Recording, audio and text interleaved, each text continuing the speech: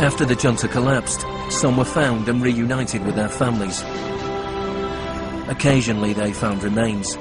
Mostly they found nothing.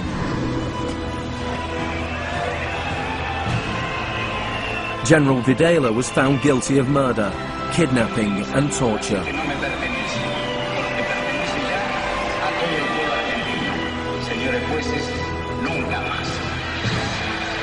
He was sentenced to life in prison.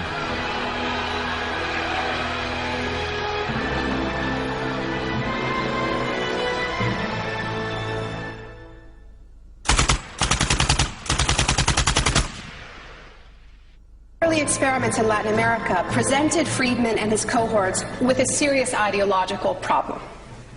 Friedman had promised that these policies would not just make the elites richer, but that they would create the freest possible societies, that this was a war against tyranny, that capitalism and freedom went hand in hand.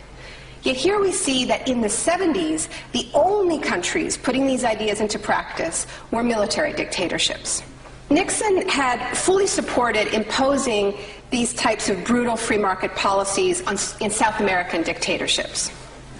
But when it came to domestic economic policy in the United States, where Nixon had to worry about getting re-elected, it was a very, very different story.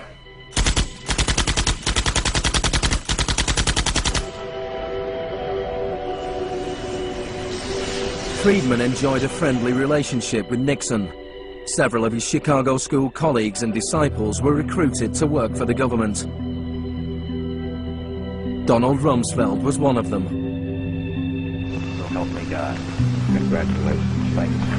But in 1971, with the economy in a slump, Nixon turned his back on Friedman's ideas and imposed a wage and price control policy.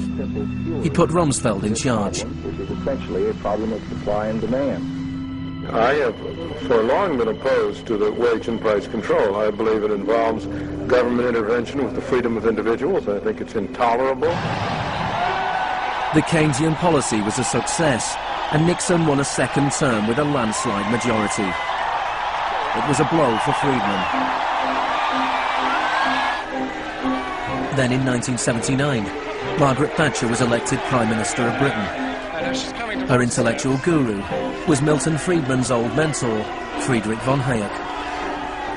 And just over a year later, Ronald Reagan was elected President of the United States. Both Britain and America were now ruled by unabashed Freemanites.